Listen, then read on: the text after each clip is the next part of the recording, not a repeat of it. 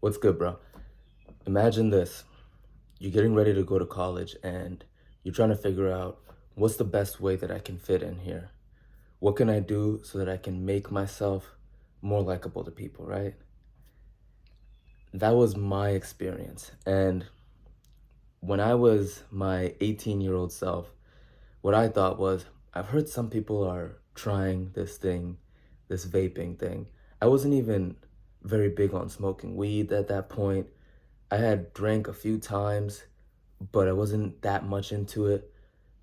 And then I was like, you know what? People are doing this. Why don't I hop on this early, be an early adapter? And so when I get to college, people want to fuck with me more. So that was how I had that mindset that led me to get my first vape.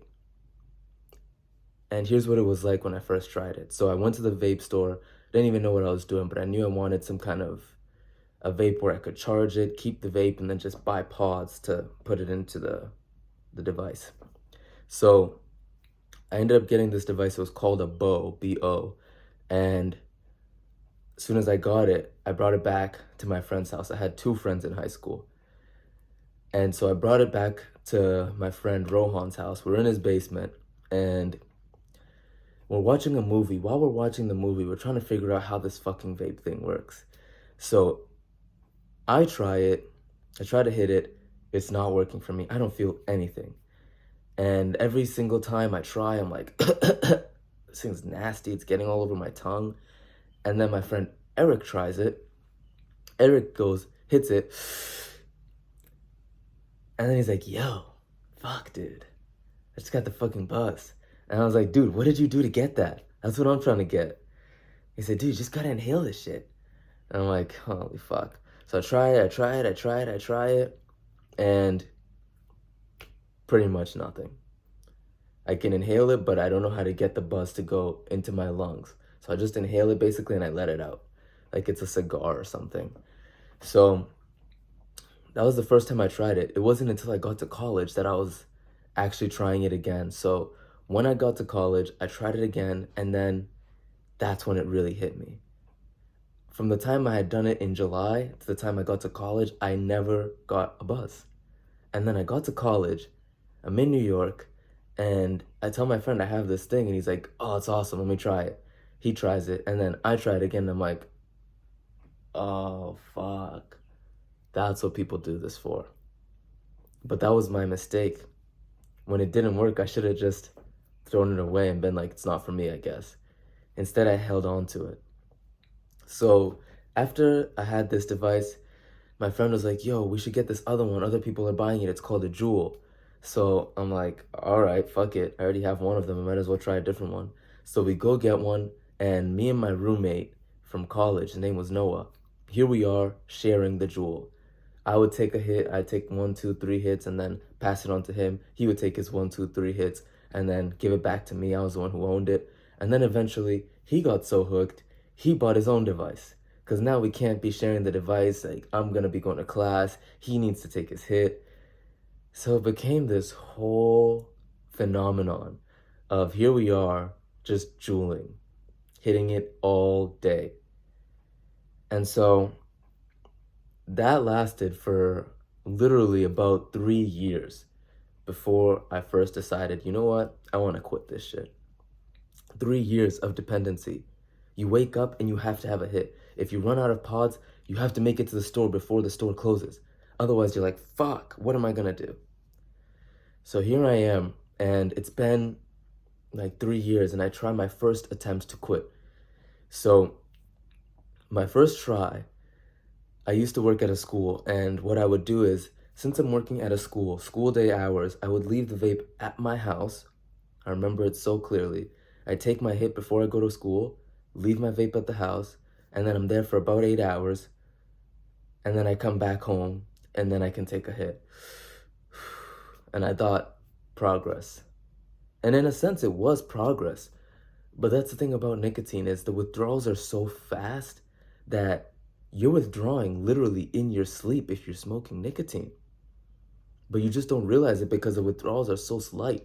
So it would almost be as if I was wearing tight shoes the whole day just so that I could take them off and feel comfortable.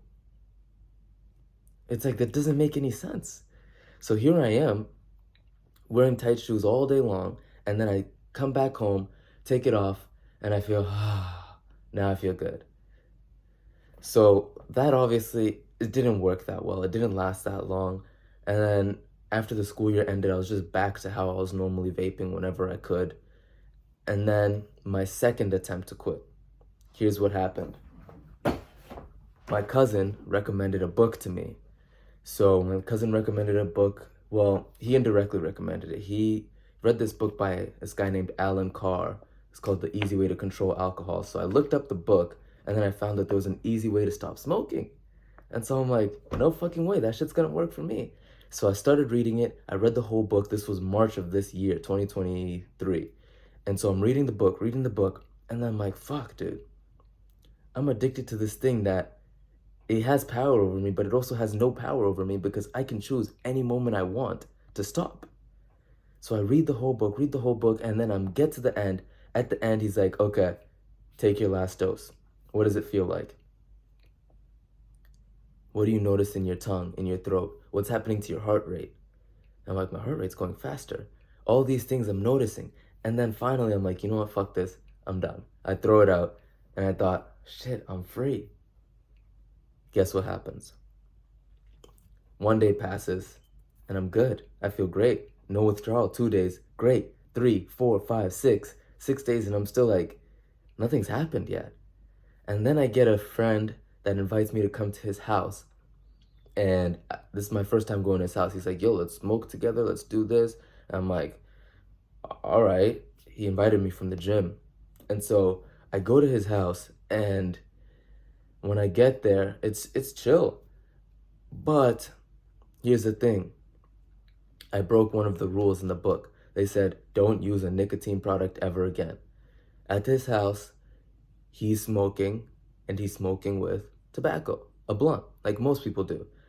And I didn't think anything of it until I take the hit, and I'm like, damn, I feel the buzz. I'm back in the trap, bro, just like that. So here I am, and I didn't know that I was back in it, but I was right where they wanted me. So now, after I leave his house, I go and I'm on the way home. While I'm on the way home, I go to, guess where? A vape store. So here I am, and I'm back in it again. I'm like, fuck, how did this happen? I broke the rule, the cardinal rule. And so here's what happens next. Now I'm back in it, and I'm trying to get out again. But I knew how close I was because I had never gone pretty much a whole week without it. So I'm like, okay, I've gone the week without it. Now what do? And luckily, this is the easy way to stop smoking. There's an easy way to stop vaping. So I looked up the easy way to stop vaping. I got the audiobook on Audible, and then I listened to the whole thing through.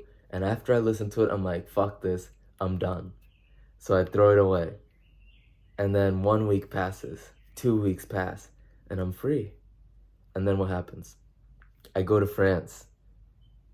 And when I'm in France, everybody is smoking cigarettes. So I'm like, you know what? It wouldn't be a big deal if I was on vacation and I decided to just buy a vape. And so what did I do? I bought a vape. So here I am, stuck in the trap again, bro. Again. And it was my own fault because I let my mindset slip. So the trip to France was great. And every once in a while I'd buy a vape, and then I'd throw the vape out. And then when I came back home, here's what I did. I listened to the audiobook again in full. And by the time I had reached the end, I realized what my crucial mistake was. There is no such thing as one vape. The person who probably needs this the most has already clicked off the video, but there is no such thing as just one vape. There is a lifetime of addiction. There's a lifetime of slavery. So when I realized that one dose, one hit is equivalent to 100,000, I was like, no, I can't ever do that again to myself. Because once you realize that you're going to be in this trap forever, for as long as you live, until you decide to make a decision about it, you're gonna be there. You're stuck. And most people don't even realize that this is out there. This is help. This is the answer. And the truth is out there if you search for it. Winston Churchill says the truth is incontrovertible. It's out there, bro. So if you're feeling down because you haven't been able to quit nicotine or cigarettes, there is a way. The easy way 100% works. Try it. Peace.